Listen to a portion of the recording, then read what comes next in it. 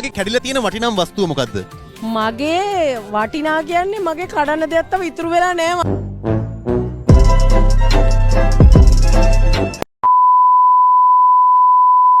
ආතේ බැඳලා නේද? මමද? දරුවෝ ඉස්කෝලේ යනවද? නෑ මම තාම මේ හරිනී මැඩම් මේ නීතිගත කරනකන් ඉන්නේ. එතකොට තාම විවාහ වෙලා නැහැ. නෑ බැඳලා නෑ. හරි නීතිගත කරනකන් ඉන්නේ. හරි හරි දැන් මෙයාට දැන් සමජීවී තත්ත්වයට යන්නේ LGBTQS.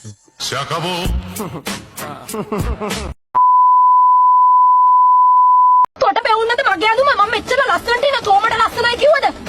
තොපි පිරිමි සේරම එකයි. යකෝ දැනගනි තමන්ගේ ගෑණි ළඟ ඉද්දි වැඩ ගනු වර්ණ නොකර ඉන්න.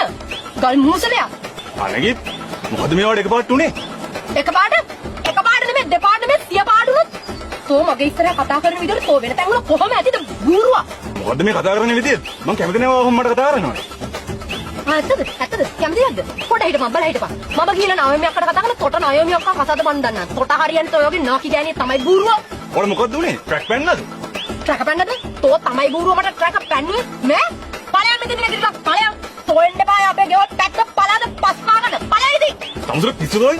මේ මොන මොකලද මේ? මං යනවා යන්න. මං දැන් තමයි තමුසුගේ ඇත්ත ස්වරූපය දැනගත්තේ. ඇත්තද?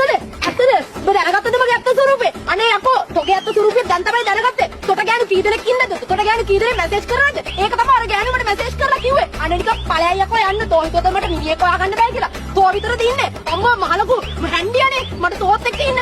මේ පැත්ත පලාදින්න නැතුව පස් පාගන්නද? ඵලයන් මෙතන යන්න. තෝ වගේ එකෙක් ඕනේ නෑ යකෝ මම හොඳ මිනිහෙක් හොයන් පෙන්නනවා. ඵලයන්. බූරුවා. එනවා මෙතන.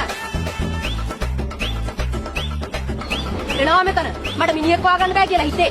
අර මොකද මල්ලි යන්නේ? අර මොකද? කොට මිනිහෙක් හොයන්න යන්නේ. කොට ඉන්න බෑනේ මගේ මිනිහාගේ කරෙල්ලෙන්නේ නැතුව. නාකිච්චි. මිනිහෙක් හොයාගන්න නෑ මට.